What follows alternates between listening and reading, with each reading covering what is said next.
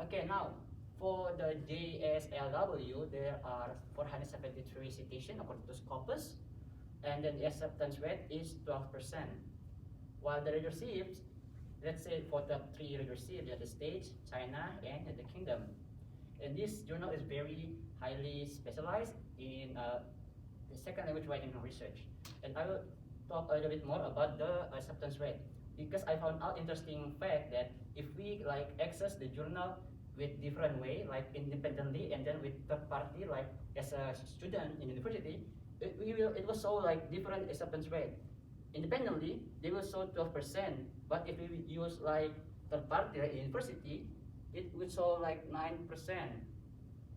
That's what I don't know, just figured that this is interesting. Okay.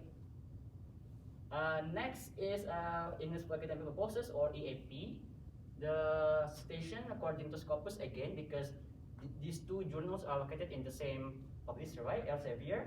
So 752 during 2017 and 2020, and 2020, and then acceptance rate is higher than the SLW, higher 2%, but that's higher, 14%.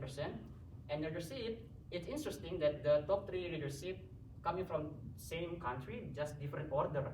This one, the first goes to China, second UK, and then the third one is the state or US. I found one interesting fact here. It is Indonesia, my country, is in the 20th place.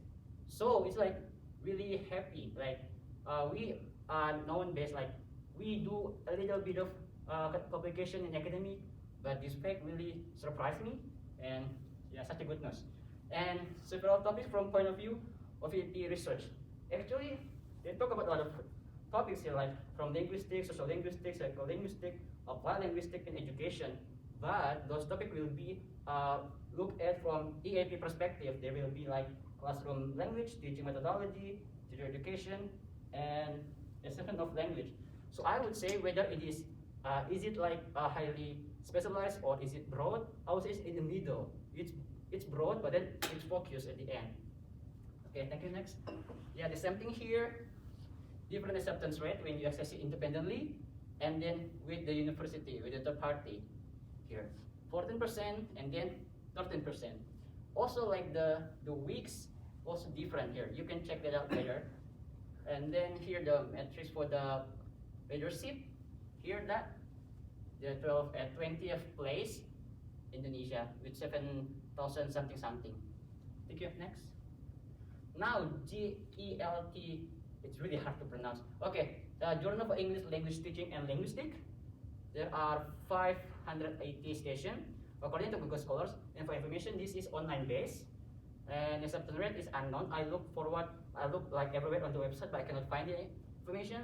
Now I'm going to talk a little bit about this, because leadership Indonesia, United States, and Romania. Why? Because the editors in chief and the editors on board, like 3 or 4, all Indonesia. And then the advisory editors, Indonesia, and then some country like Turkey, Malaysia, Darussalam, Iran, and UK. So I'm like really thinking about, it's not diverse enough, but it is Indonesian based, so it makes sense. I'm gonna I don't want to answer this question because this is my question, so I would like you to give me some answer about these issues. And then the topics is really broad, from TFL, next to research. I can list here like so many: morphology, phonology, syntax, semantics, pragmatics, and so many others.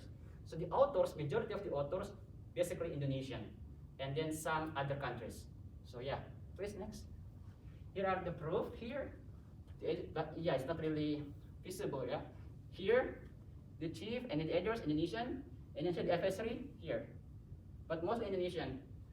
The website you can check, they a little lower here, jeltl.org, and the publication starting from 2016 up to now, and yeah, they are publishing like 3 times in a year. And then that's where I found the citation, going to Google Scholars. Okay, next. Now, yeah, as I said the other week, my goal is to publish in second language writing journal. Even though, I mean, like realistically speaking, I should publish in the something. Yeah, because I have a little bit more confident to be submitted there. But my dream, my goal is actually second language writing because it's near and dear to heart because I am second language writers.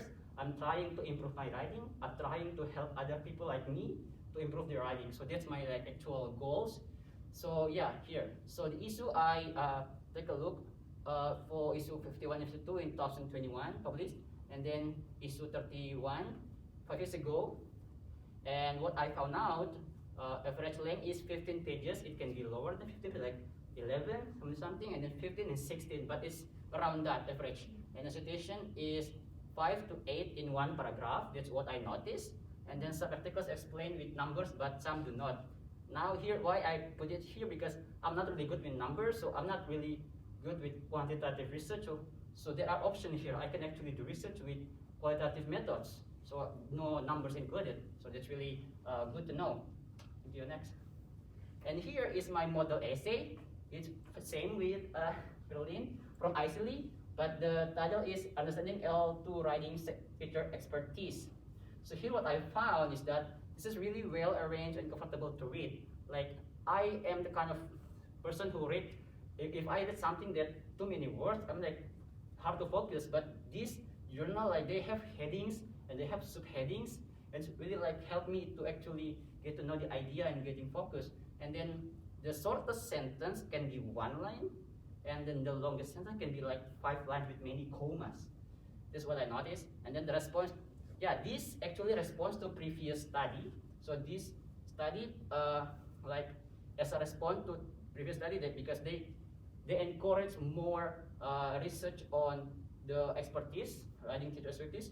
So that's why it is a C, I believe. Yeah, actually, it's a C. Yeah, she did this study. And then for the work sites, I noticed I count them. It's 40-ish, like 47, 48. It's near 50. So like, but it's one page long for the work sites.